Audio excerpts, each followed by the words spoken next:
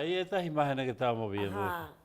Eso es parte de las cosas que hemos hecho, un breve resumen. Ahí, ahí está la escuela de discapacidad, que es, yo me he involucrado mucho. Mira a ver, foto y la consigue. Y bellísima, porque cuando llegamos a, a esa escuela de sordos ciegos, que está ahí en la zona universitaria, nosotros nos identificamos con la causa y había una muy mala situación, Sí. tanto para los muchachos que están ahí, los niños y niñas, y los padres. Claro. Y nosotros de una vez solicitamos, para que se vea más o menos el trabajo que hacemos, solicitamos la intervención inmediata del Ministerio de Educación para ver cómo nos arreglaba y nos ponía en mejores condiciones las Aquí instalaciones. está. Ahí está, lo logramos. Logramos también que el Sistema Nacional de Salud nos pusiera médicos especializados para las diferentes discapacidades. Establecimos como prioridad buscar un solar para poder mudarla y hacer una infraestructura que llevara más dignidad, Claro. tanto a los padres como más a los 100 niños que están ahí, que tienen discapacidad de todo tipo. Buscamos y logramos a través del Ministerio de Educación que se consiguieran autobuses para Claro. donde se van a buscar a la familia, que tuvieran acceso a las sillas de ruedas, porque a veces tú ves a las pobres madres cargando a los niños en escaleras, con sillas de ruedas, niños que tienen una discapacidad que no les permite no solamente no ver, sino caminar, Claro. discapacidad motora y todo. Y hemos hecho un trabajo bellísimo, de la mano de la directora, que hace un trabajo de todo corazón.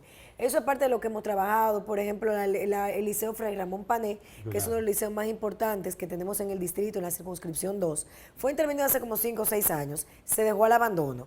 Cuando nosotros llegamos, nos reunimos con la Junta de Vecinos y ellos nos dijeron, mira, tenemos preocupación porque ahí vienen muchachos de todas partes y está cerrado.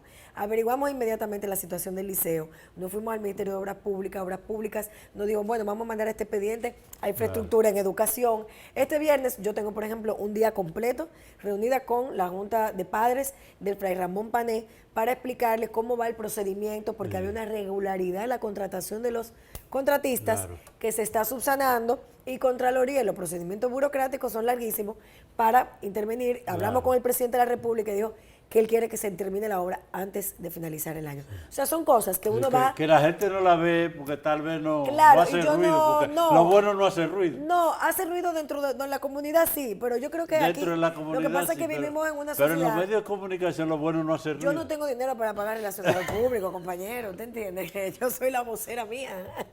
Ni tengo recursos para pagar como muchos funcionarios que exalten su imagen, ¿verdad? En las redes sociales. Yo veo funcionarios ahí que brillan más que... Pasa por aquí. No, yo lo veo ahí, veo que le tienen nómina, muchísimos comunicadores. ¿Tú estás en nómina de comunicación? No, yo no estoy. ¿No te en nómina? Lamentablemente no me han puesto una nómina. Tú ves, entonces, y yo veo a gente que le paga. Ojalá yo. Entonces, entonces tú esos mismos comunicadores como que a veces hablan bien de eso, nada más funcionarios. Y no del otro. Yo vi una comunicadora que dijo, yo no quiero saber de Faride porque no se ha aparecido por aquí a traerme nada. Yo estoy de que me lleven algo.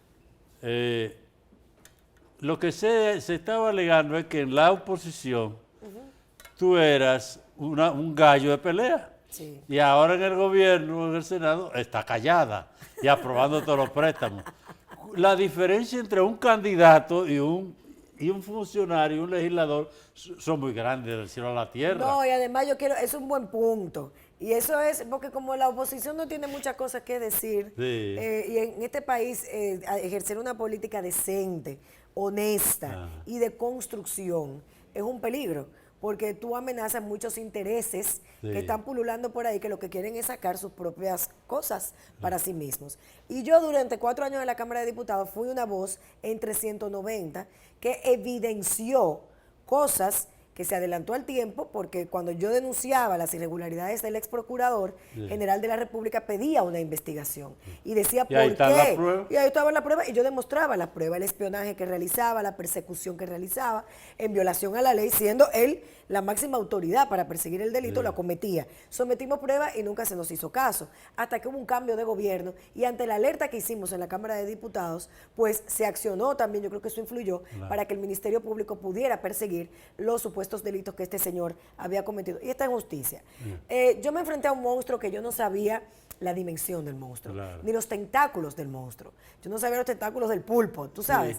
Yo sabía que, por ejemplo, la camarilla del expresidente Medina estaba haciendo negocios espurios en contra del pueblo dominicano y tuve acceso a informaciones que busqué a través de documentos oficiales de Ley de Libre Acceso a la Información Pública, las entregué, las enseñé al pueblo dominicano para que vieran que José José Ramón Peralta y Marchena habían pagado irregularmente a un asesor que estaba vinculado a Odebrecht y que era asesor de campaña, pero que al mismo tiempo fungía como un empleado más del pueblo dominicano, de manera ilegal.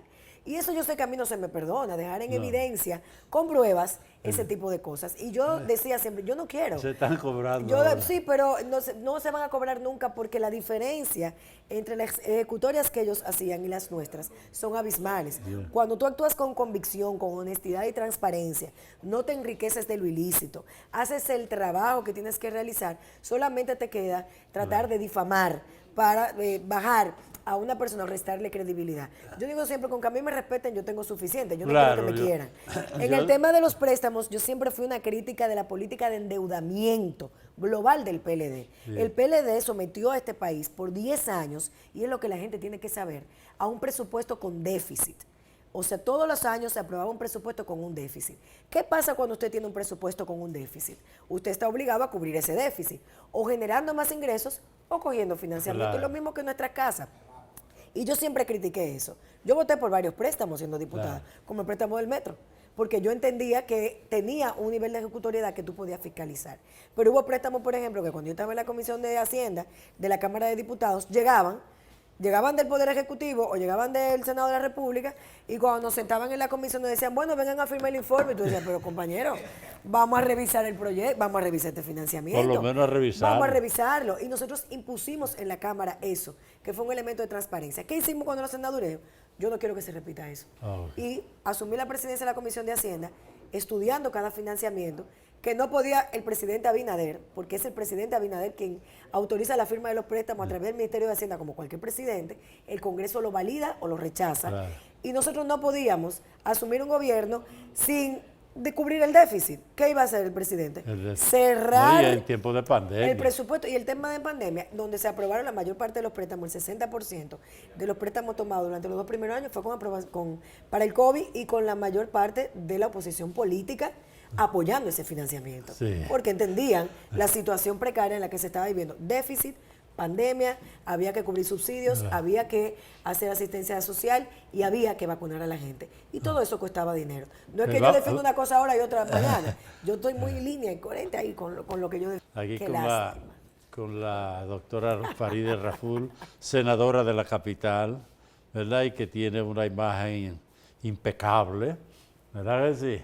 Yo votaría de nuevo por ella. Y yo también. ¿Verdad que sí? Habla tú, que tú eres delegado, cuidado contigo. Ya estamos al final, pero ¿qué? Para aclarar alguna cosa, establecer de nuevo la diferencia entre estar en la oposición y estar en una posición ya pública de su gobierno, que están tratando de hacer lo mejor posible. Estamos tratando de hacer lo mejor posible. La diferencia es que en la oposición tú solamente puedes evidenciar las cosas que ves mal. En el gobierno, y cuando tú formas parte de un proyecto, tú tienes la posibilidad de transformar y que aquello que tú criticaste no se vuelva a repetir. Y eso es lo que hemos hecho. O sea, la Comisión de Hacienda, que por primera vez en el Senado de la República fue dirigida por una mujer, durante los 2 años que estuve presidiéndola, fue una comisión que manejó con la oposición política, con transparencia, cada tema que llegó allí. No solo de financiamiento, sino de proyectos de leyes. Equivocados o no, pero lo manejamos con transparencia, lo debatimos, nos tomamos nuestro tiempo, lo discutimos, y con lo que no estábamos de acuerdo lo advertimos. Si era un proyecto que venía del Poder Ejecutivo, si era un proyecto que venía de la Cámara, porque no tenemos temor. Hemos sacado proyectos de leyes que estaban, señores, con más de 10 y 14 años, engavetados en el Congreso. ¿Por qué? Porque había intereses que llegaban al Congreso y trataban de paralizar el mismo. Nosotros evitamos que eso ocurriera. Ahí sacamos la Ley de Desarrollo Fronterizo, la Ley de Ordenamiento Territorial, la Ley de Regiones Únicas. Hemos hecho una estructura de cambio real en el Congreso Nacional para darle más institucionalidad y que sea lo más independiente posible del Poder Ejecutivo. Solamente así podemos garantizar más derechos para la gente. Y mientras estemos aquí, eso es lo que haremos. Más derechos para nuestra gente. Bien, y es como le digo, no es lo mismo estar en la oposición cuando usted está resolviendo algo desde una posición. Ahora usted tiene que resolver, que está resolviendo. Claro. Bien, buenas tardes.